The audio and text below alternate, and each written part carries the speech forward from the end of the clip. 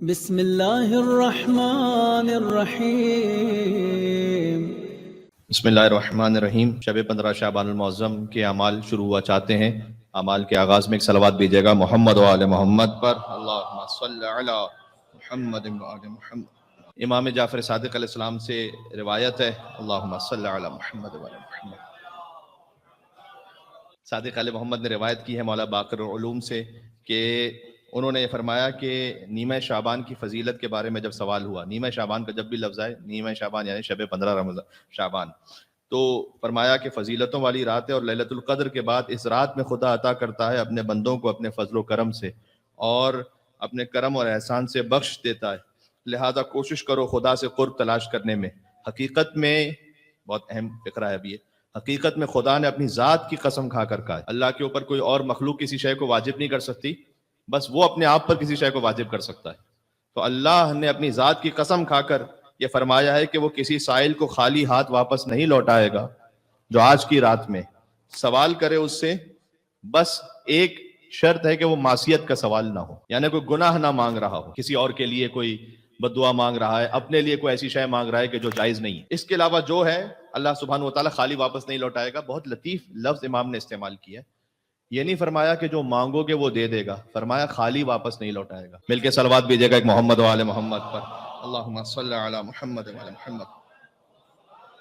یعنی یا وہ عطا کرے گا یا اس سے بڑھ کر دے گا جو تم مانگ رہے ہو۔ آپ نے کسی سے کہا کہ میں آپ کے پاس جاب کرنا چاہتا ہوں، جاب اویلیبل ہے، اس نے کہا جاب چھوڑیے میرے پارٹنر بن جائے، تو جو آپ نے مانگا تھا اس سے بہتر اس نے عطا کر دیا۔ تو ہو سکتا ہے کہ ہماری دنیا اور آخرت کی حکمت میں کچھ اور بہتر ہو، تو اللہ سبحانہ و تعالیٰ سائل کو خالی واپس نہیں لوٹائے گا، یعنی جو اس کی بہترین حکمت میں ہے وہ عطا فرما دے گا۔ یہ امام علیہ السلام نے فرمایا، اللہ نے اپنی عزت کی قسم کھا کے یہ بات کہی ہوئی، یعنی ایک عام انسان بھی ایک مجمع میں کہا یار میری عزت کی قسم میں کروں گا، تو پھر وہ پلٹ نہیں سکتا اس سے۔ اگر شریف النفس کوئی مومن ہے، اللہ سبحانہ وتعالیٰ خالق کائنات قسم کھا رہا ہے۔ اور ایک بہت خوبصورت بات اس میں یہ بھی ہے کہ امام نے فرمایا کہ اللہ تعالیٰ نے شب قدر کو رسول اللہ سے منسوب کیا ہے اور شب 15 شعبان کو ہم اہل بیت سے منسوب کیا ہے، تو یہ ربط ہے اس میں۔ اس لیے علماء یہ فرماتے ہیں کیونکہ شب 15 شعبان ہی سے ہماری تقدیر لکھی جانا شروع ہو جاتی ہے، تو جو کچھ آپ اب سوچئے گا لاسٹ ایئر اللہ سبحانہ وتعالیٰ نے جو کچھ نعمتیں عطا فرمائی ہیں وہ کب لکھی گئیں؟ وہ پچھلے شب 15 شعبان لکھی گئیں، تو وہ سال بسال عطا ہوتی رہیں، اولاد عطا ہوئی، رزق عطا ہوا، کہیں کا سفر کوئی عطا ہوا، زیارت کی توفیق نصیب ہوئی، کوئی بیماری دور ہو گئی، کوئی ایگزامینیشن میں کامیابی نصیب ہو گئی، وغیرہ وغیرہ وغیرہ وغیرہ، سب کچھ یہ شب 15 شعبان لکھا گیا تھا لاسٹ ایئر۔ تو یہ اب اس سال لکھا جا رہا ہے شب 15 شعبان کہ آپ نے نیکسٹ ایئر کیا کیا ملنا ہے آپ کو۔ تو شب 15 شعبان لکھ دیا جاتا ہے، تو مولانا شب قدر میں کیا ہوتا ہے؟ احادیث کا خلاصہ یہ کہ شب 15 شعبان لکھ دیا جاتا ہے، شب قدر میں وہ انڈورس ہو جاتا ہے، یعنی اس پر مہر لگ جاتی ہے کنفرمیشن کی۔ سبحان اللہ۔ لہٰذا آج رات کے جو اعمال ہیں ان میں بعض مخصوص دعائیں ہیں۔ اب ویسے ہی اتنی عظمت والی رات ہے تو اب اس شب کی برکتوں میں اور اضافہ ہو گیا کہ جب حضرت سلطان عصر و زمان امام زمانہ عجل اللہ تعالیٰ فرجہ شریف کی ولادت و سعادت آج ہی کی شب میں سحر کے وقت واقع ہوئی۔ سبحان اللہ۔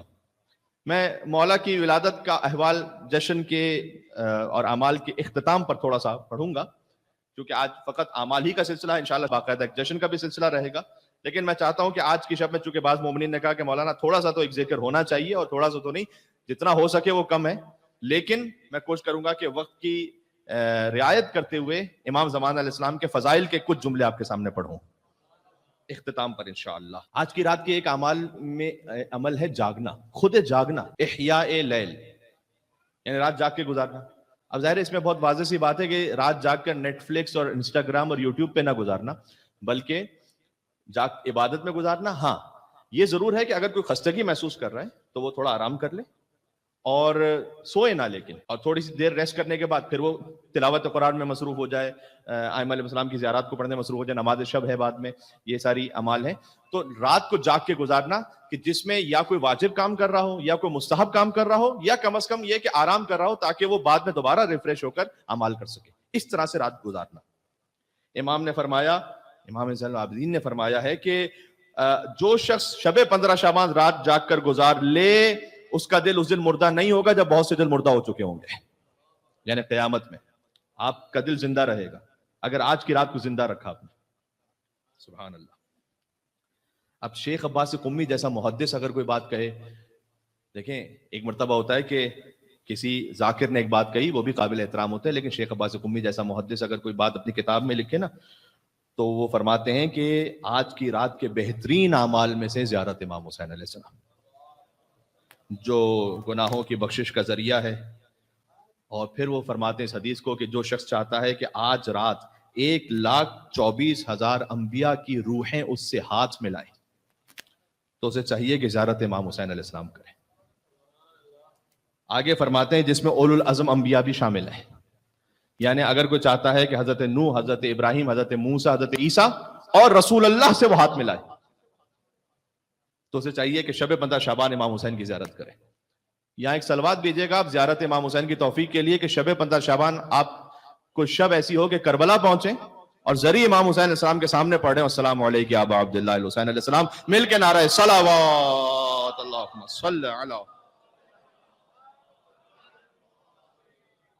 اللہ سبحانہ وتعالیٰ نے اس بندہ فقیر کو یہ توفیق نصیب فرمائی کہ ہم نے کئی مرتبہ شب 15 شعبان کی ہے مولا حسین علیہ السلام کے حرم میں.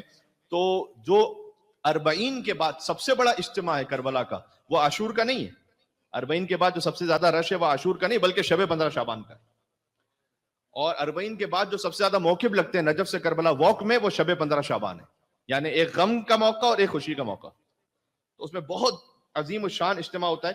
زیارت امام حسین علیہ السلام کا ایک تو مکمل طریقہ، کوئی پہنچے ذری امام حسین علیہ السلام کی طرف اور وہاں پہنچ کر سلام کرے. لیکن امام علیہ السلام جانتے تھے کہ ان کے بہت سارے چاہنے والے محبین ایسے ہوں گے جو دنیا بھر میں، لیکن وہ نہیں پہنچ پائیں گے وہاں. دل تو پہنچے میں ہمارے، تو کربلا کہتے ہیں وہ پہنچ جاتے ہیں، بس وہاں پر نظروں میں وہ منظر آنے لگتا ہے، لیکن کوئی فزیکلی نہیں پہنچ پائے. تو امام نے اس کا ایک طریقہ بتایا، فرمایا کہ وہ یہ ہے کہ چھت پر جاؤ.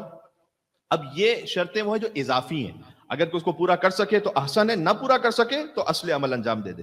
کیونکہ آپ نے یہ بھی دیکھنا ہے کہ جب آپ چھت پہ چڑھیں گے تو آپ کے اطراف میں جو نیبرز ہیں وہ کہیں کیمرے سے لے کر کہیں پولیس ہی میں نہ بھیجیں کہ چھت پہ کیا ہو رہا ہے. میں مثال دے رہا ہوں فقط کہ چھت پر جائے کوئی اور داہنے بانے دیکھے، یہ اس وجہ سے میں کہہ رہا تھا کہ جب داہنے بانے، اچھا داہنے بانے جو دیکھنا ہے اس کی وجہ کیا ہے اللہ تعالیٰ جانتا ہے واقعا اصل مسئلہ.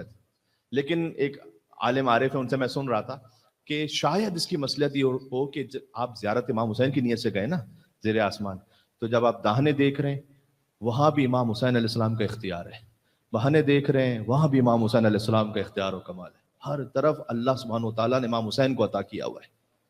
ہاں جب اس کیفیت میں آپ آ جائیں پھر کہیں السلام علیکم یا ابا عبداللہ، السلام علیکم ورحمۃ اللہ وبرکاتہ. فقط 2 جملے، فقط 2 فقرے. میرے خیال میں ایسا کرتے ہیں ہم، بالکل آغاز یہیں سے کرتے ہیں. آپ میرے ساتھ مل کے 2 فقرے کہہ دیں ابھی. السلام علیکم یا ابا عبداللہ، السلام علیکم ورحمۃ اللہ وبرکاتہ. سبحان اللہ. اب یہ سن لیجئے گا حضور مکرم کا فرمان، جو شخص جہاں بھی جس وقت حضرت کی یہ زیارت پڑھے اسے امید رکھنا چاہیے کہ حج اور عمرے کا ثواب اس کے نامہ اعمال میں لکھ دیا گیا ہے. اللہم صلی علی محمد وعلی محمد. تو یہ آج رات کی فضیلت کا ایک مختصر سا بیان ہو گیا. اور اب ہم جب اعمال شروع کر رہے ہیں تو پہلے نماز پڑھتے ہیں. ایک آج کی مخصوص نماز ہے جو 2 رکعت مختصر سی نماز ہے. پہلی رکعت میں الحمد کے بعد سورہ کافرون، قل یا ایھا الکافرون والا سورہ. دوسری رکعت میں سورہ قل ھو اللہ احد کا سورہ. اور اس نماز کے بعد ایک تسبیح ہے، جو تسبیح ہم نماز کے بعد جو تسبیح پڑھتے ہیں نا، لیکن ترتیب ریورس میں ہے. ہم جو ترتیب کرتے ہیں اس میں نماز میں معمولاً ہم تسبیح ہے بی بی فاطمہ زہرا سلام علیہا پڑھتے ہیں اللہ اکبر الحمدللہ سبحان اللہ. یہاں پر ترتیب رہے گی سبحان اللہ الحمدللہ اور اللہ اکبر اس طرح. اور اس کے بعد ایک مختصر دعا ہے، وہ دعا ہم پڑھیں گے. اس عمل سے ہم کیوں شروع کر رہے ہیں؟ اس لیے کہ خود ابو یحییٰ نے روایت کی امام جعفر صادق علیہ السلام سے کہ آج کی رات کی بہترین دعا کیا ہے. امام نے فرمایا نماز عشاء کے بعد یہ 2 رکعت نماز پڑھو. تو چونکہ اب ہم نماز عشاء پڑھ چکے ہیں لہٰذا ہم اس عمل سے آغاز کر رہے ہیں آج کے اعمال کا. پھر ہم انشاءاللہ نماز جعفر تیار پڑھیں گے مل کر جو آج کی رات کے مخصوص اعمال میں سے. اور اس کے بعد سورہ یاسین کی تلاوت کریں گے. مخصوص مختصر دعائیں پہلے پڑھیں گے، شاید دیکھتے ہیں کیا ترتیب سلائیڈز میں ہے. اور پھر انشاءاللہ سے دعائے کمیل اختتام پہ پڑھیں گے جو آج ہی کی رات کو مولا علی علیہ السلام نے عطا فرمائی، آج ہی کی رات پڑھنے کے لیے عطا فرمائی.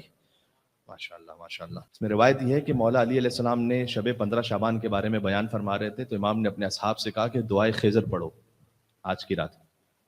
تو کچھ تھے جو سن کے چلے گئے حضرت کمیل بعد میں پہنچے مولا علی کے گھر پہ اور دخل الباب کیا اور کہا کہ مولا وہ جو آپ دعائے خضر کہہ رہے تھے وہ کون سی دعا ہے؟ تو امام علیہ السلام نے حضرت کمیل کو ساتھ لیا اور فرمایا کہ اب یہ دعا میں تمہیں بتا رہا ہوں، اسے یاد رکھو اور لکھو. اور اس کے بعد حضرت کمیل نے وہ پوری دعا یاد کی مولا علی علیہ السلام سے. اب یہ مولا علی کا فیض ہے کہ دعا انہوں نے سکھلائی، لیکن یہ جب عطا کرتے ہیں تو جس کو دی اس کے نام سے منسوب کرتے ہیں. دعا ابو حمزہ صومالی ہے امام زین العابدین کی، لیکن مشہور ہے دعا ابو حمزہ صومالی کیونکہ امام نے ان کو دے دی. نماز جعفر طیار سکھائی رسول اللہ نے، لیکن چونکہ جعفر طیار علیہ السلام کو ہدیہ کی، فرمایا آپ کے نام سے مشہور رہے گی. یہ ضرور تھا کہ حضرت کمیل میں، حضرت ابو حمزہ صومالی میں یا حضرت جعفر طیار میں کچھ نہ کچھ ایسی ظرفیت تھی کہ اہل بیت ایسا تحفہ عطا کریں جو قیامت تک باقی رہے.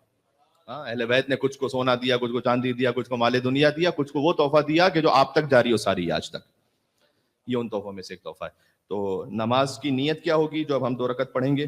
نماز شب 15 شعبان ہم پڑھیں، رجائے مطلوبیت کی نیت سے پڑھ لیں تو اور بھی زیادہ بہتر ہے.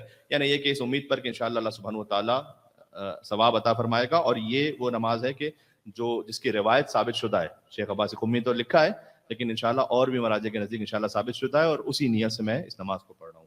تو اللہ سبحانہ و تعالیٰ اجر عطا فرمائے.